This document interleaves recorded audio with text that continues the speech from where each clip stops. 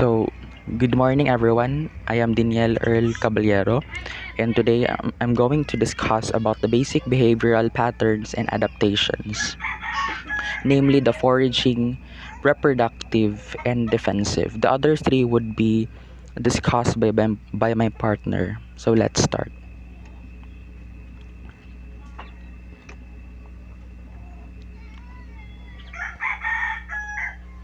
Okay, exactly is reproduction? First is reproduction is the process by which producing offspring that are biologically or genetically similar to the parent offspring to the parent organism. So types of reproduction. Reproduction could be asexual or sexual. Okay. Asexual reproduction refers to the type of reproduction in which only a single organism gives rise to a new individual. So, asexual reproduction is further divided into four. We have the binary fission, the budding, the fragmentation, and the sporogenesis. So, binary fission is in this, the cell splits into two cells, carrying a copy of DNA from the parent cell. This can be seen in the amoeba. Second, the budding. Budding in this, a small bud like an outgrowth give rise to a new individual. So the outgrowth remains to the parent organism until it is fully grown. So it detaches itself as and lives as an individual when the time is right. For example, in the planaria. And the next and the third one is the fragmentation. So fragmentation, no, in this the parent organism splits into several parts, and each part grows into a new individual. For example, this can be seen in the planaria. The fourth one is the sporogenesis. So in this type of reproduction, a new organism grows from the spores. So this can be created without fertilization and can spread through wind and animals. And the second type of reproduction is we have sexual reproduction. No, it's very explanatory. Okay, this is a type of reproduction that involves reproduction of an offspring by the fusion of a male or female gametes. Hence, the produced offspring is genetically unique because it's a combination of the two different organisms. Okay, foraging. Foraging, this is the act of searching for wild food resources. So it affects an organism's fitness because it plays an important role in organism's ability to survive and reproduce. We have the types of foraging. Foraging can be categorized into two main types. We have solitary and group. When we say solitary, when an animal itself find, capture, and consume prey. And group foraging is when animals find, capture, and consume prey in the presence of other individuals. Now we would see the examples of this. Okay, the first picture that you've seen is on the left side. We have the dolphin uses sponges to feed on fish that bury themselves in the sediment. So basically, no, dolphins uses the sponges as a tool to feed on the fishes that bury on the sediment. The second one is on the middle one. You would see a group foraging. No, this is a group of lions feast on the captured zebra. And then we have the crab-eating macaque. This uses a stone to crush the hard exoskeleton of the crabs. And the right side, this one is an example of a solitary foraging. Okay, defensive. Defensive refers to an organism's ability to defend against potential predators. For example, we have the animal defensive mechanisms and the plant defensive mechanisms. For the animal defensive mechanisms, you have claws, teeth, spike, venom, poison, camouflage, and other defenses. And for the plant defensive mechanisms, you have from poison to thorn. So let's see this one by one. Okay.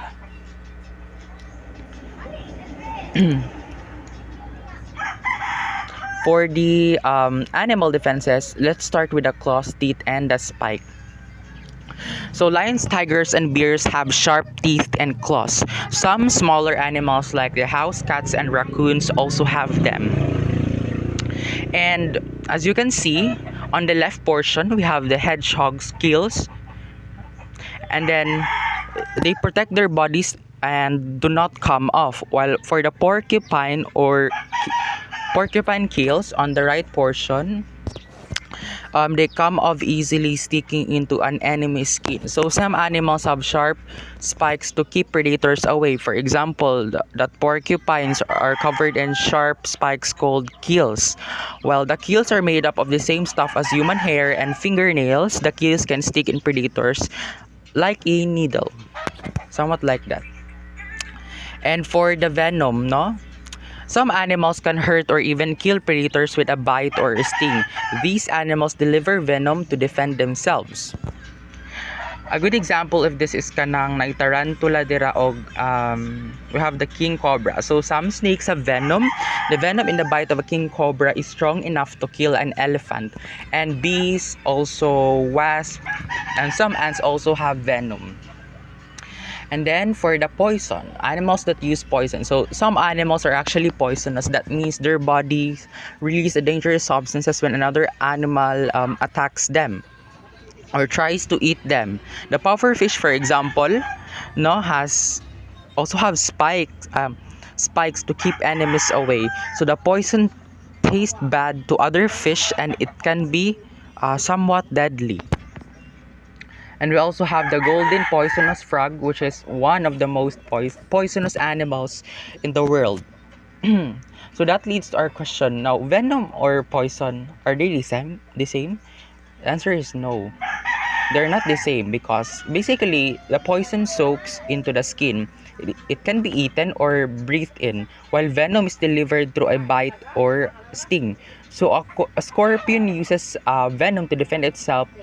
While say for example, no, kung makita mo ka lang sa marine life, we have the cuttlefish, no, they uses poison to defend themselves.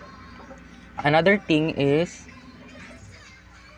we have the camouflage. No, some animals defend themselves by using a camouflage or blending. And with the world around them, some squid can change their skin to color to hide in the water or to confuse the predators. And then we have some insects, this dead leaf butterfly, okay? The leaves or branches they live on, for example, the dead leaf butterfly really looks like a dead leaf when its wings are closed. And then for the other defenses, this kind of funny, we have the opossum. Most predators catch live prey. Some animals defend themselves by playing dead. So the opossum is famous for playing dead when it is afraid, and also this snake. So it acts like a cobra. If that fails, it rolls into its back and releases a stinky liquid, looking it dead, and actually it smells dead to other animals. Next is for the plant defenses, no? We have plants could make use of poison, as you can see on the fruit, and also they make use of chemical signaling. This is when they secrete a substance that would warn the other plants and also to like itaboy nila mga predators. And we have also the crypsis, no? Kanang crypsis kanang motiklop ang mga makahiya. Then we have the mutualism. Now, mutualism, this is the association between two organisms which are mutually benefited, as you can see on the acacia plant, and also we have the ant. Probably these ants belong to family Formicidae. And then we have your idioblast, the trichome. The trichome is like that hairy stuff in the plant surface that is actually harmful to potential predators. Not just potential predators, but also the trichomes would help to reflect excess light. Second is we have the spine, no? Spine, this is also plant uses this as a defense mechanism, not only to avoid excess heat. We have also the prickle and the thorn. So that's all. Thank you. I'm going to discuss about the communication, territorial, and social patterns of animals and plants. Animals communication. Communication is one animal transmits information to another animal, causing some kind of change in the animal that gets the information. Communication is usually between animals of a single species, but it can also happen between two animals or different species. Animals communicate using signals, which can include visual, auditory, or sound-based, chemical, involving pheromones, or tactile, or touch-based, or cues. For example, your dog may bark at you to ask for a treat. Some species are very social, living in groups and interacting all the time. Communication is essential for keeping these groups cohesive and organized. However, even animals that are relative loners usually have to communicate at least a little, if only to find a mate. Communication behaviors can help animals find mates, establish dominance, defend territory, coordinate group behavior, and care for young. These are the four types of signals: pheromones, auditory cues, visual cues, and tactile cues. Pheromones. A pheromone is a secreted chemical signal used to trigger a response in another individual of the same species. Pheromones are especially common among social insects such as ants and bees. Pheromones may attract the opposite sex, raise an alarm, mark a food trail, or trigger other or more complex behaviors. The diagram shows pheromones trail laid down by ants to direct others in the colony to sources of food. When a food source is reached, ants will deposit pheromone on both the outgoing and return legs of their trip, building up the trail and attracting more ants. When the food source is about to run out, the ants will stop adding pheromone on the way back, letting the trail fade out. Another example, dogs also communicate using pheromones. They sniff each other to collect this chemical information, and many of the chemicals are also released in their urine. By peeing on a bush or post, a dog leaves a mark of this identity that can be read by other passing dogs and may stake its claim to nearby territory. Auditory signals. Auditory communication is particularly important in birds who use sounds to convey warnings, attract mates, defend territories, and coordinate group behaviors. Some birds also produce bird song vocalization that are relatively long and melodic and tend to be similar among the members of a species. Auditory communication is based on the sound, and it is widely used in the animal kingdom. And many non-bird species also communicate using sound. Monkeys cry out a warning when a predator is near, giving the other members of the troop a chance to escape. Vervet monkeys even have different calls to indicate different predators.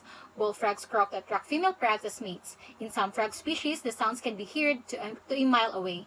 Gibbons use calls to mark their territory, keeping potential competitors away, and a paired male and female and even their offspring may make the calls together. Visual signals. Visual communication involves signals that can be seen. Examples of these signals include gestures, facial expression, body postures, and coloration. Gesture and posture are widely used visual signals. For example, chimpanzees communicate a threat by raising their arms, slapping the ground, or staring directly at another chimpanzee. Facial expressions are also used to convey information in some species. For example, what is known as the fear grin, shown on the face of the young chimpanzee. Change and coloration also serve as visual signals. For example, in some species of monkeys, the skin around a female's reproductive organs becomes brightly colored when the female is in the fertile stage of her reproductive cycle. An organism's general coloration, rather than a change in color, may also act as a visual signal. For example, the bright coloration of some toxic species, such as the poison dart frog, act as the do not eat warning signal to predators. Tactile signals. Tactile signals are more limited in range than the other types of signals, as two organisms must be right next to each other in order to touch. Tactile signals are fairly common in insects. For example, a honeybee forager that's found a food source will perform an intricate series of motions called a waggle dance to indicate the location of the food. Tactile signals also play an important role in social relationships. For example, in many primate species, members of a group will groom one another and removing parasites and performing other hygiene tasks. Tactile stimuli also play a role in the survival of very young organisms. For example, newborn puppies will instinctively knead at their mother's mammary glands, causing the release of hormone oxytocin and production of milk. Here are some of the most common functions of communication in animals. Obtaining mates. Many animals have elaborate communication behaviors surrounding mating, which may involve attracting to a mate or competing with other potential suitors for access to mates. Establishing dominance or defending territory. In many species, communication behaviors are important in establishing dominance in a social hierarchy or defending territory. Coordinating group behaviors. In social species, communication is key in coordinating the activities of the group, such as food acquisition and defense, and in maintaining group cohesion. Caring for young. Among species that provide parental care to offspring, communication coordinates parent and offspring behaviors to help ensure that the offsprings will survive. Plants communication. Animals are not the only organisms capable of communication, plants too. They are remarkably adept at exchanging information and sharing resources. By releasing volatile organic compounds into the air or secreting chemicals into the soil, plants can communicate with one another, transport water and nutrients to nearby companions, protect themselves against predators, and even invoke ripening in other plants. How plants communicate. In mother trees and forest networks, trees live communally in form alliances, exchanging water and nutrients, sending distress signals and altering behavior accordingly. A magical fungal network internally referred to as the Wood Wide Web, which is adult trees can share sugars to younger trees. Sick trees can send the remaining resources back into the network for others. Fungal extensions of the root system called mycorrhizal networks allow for the transfer of water, nutrients, minerals, and even alarm signals between plants. In return, plants provide the fungi with a carbohydrate diet.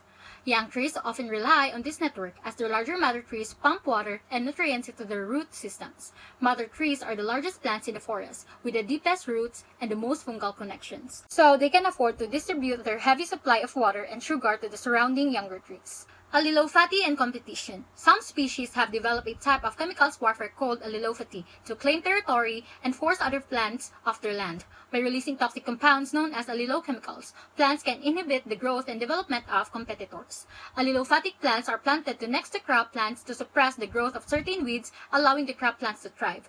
For example, the basil can act as natural pesticide and has been shown to help tomatoes overcome disease and improve growth rate. Plants can also react to competition with their own chemical responses. Another example is the coyote tobacco plant.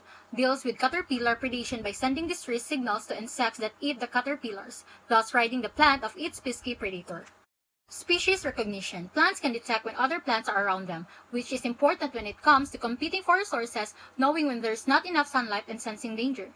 Furthermore, research shows that plants, like animals, recognize their relatives and preferentially help them survive, a phenomenon known as kin recognition, which is ability to recognize other plants in their surroundings based on relatedness and identity. In the wild, parasitic plants that depend on their host for their survival have evolved ways of sensing where their host species are, which can be a matter of life or death for the parasite. Fruit ripening. A plant hormone known as ethylene is essential for the ripening fruits such as tomatoes, peaches, apples, and bananas. As these fruits develop, they produce greater amounts of ethylene, which then evokes a ripening response. As fruits produce ethylene in increasing quantities, they become riper, causing them to produce more ethylene.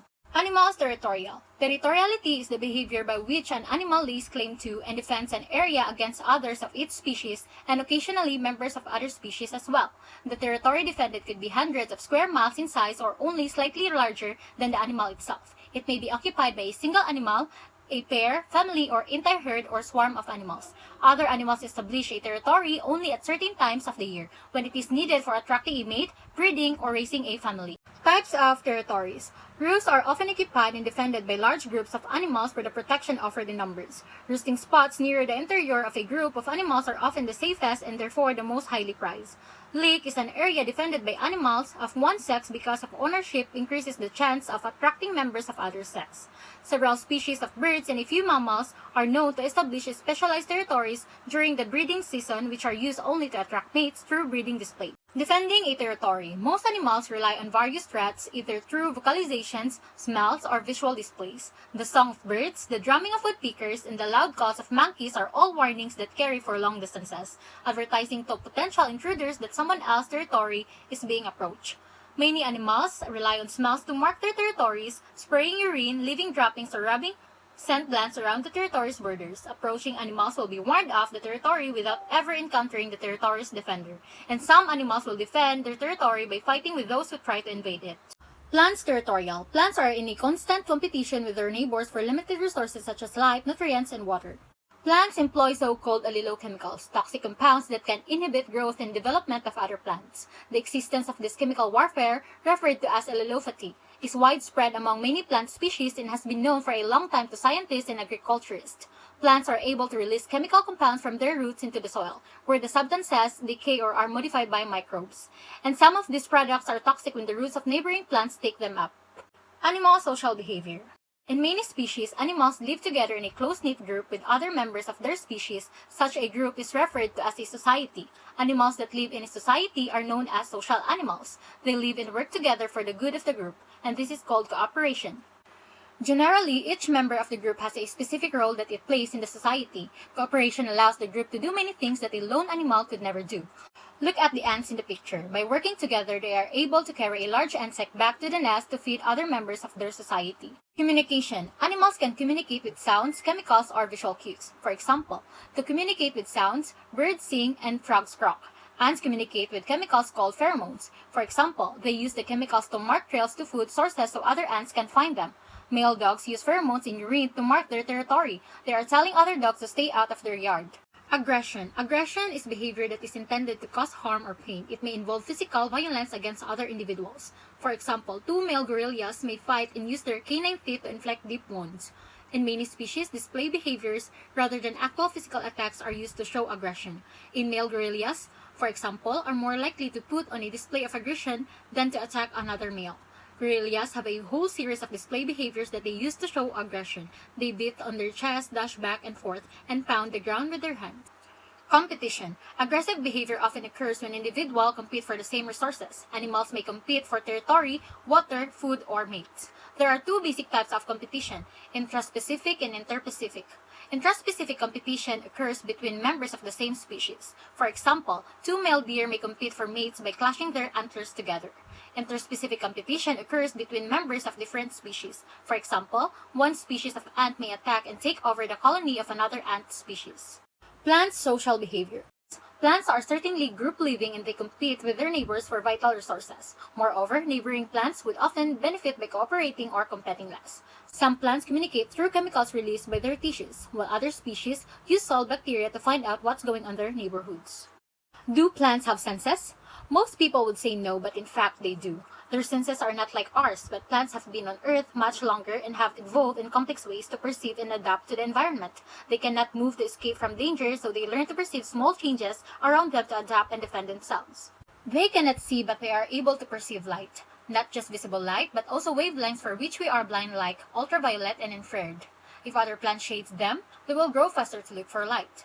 Many plants regulate their life cycle depending on the season. To decide the most appropriate time to bloom, some measure the duration of the night while others count the hours of coldness. They haven't got ears but are able to perceive vibrations. They also sense magnetic fields, gravity, chemical gradients, humidity, and respond to these stimuli. Plants do communicate by chemical signals. Example, when one plant is attacked by a pest, it releases characteristic chemical molecules into the air. Plants can send some chemicals called elicitors and prepare before the attack happens.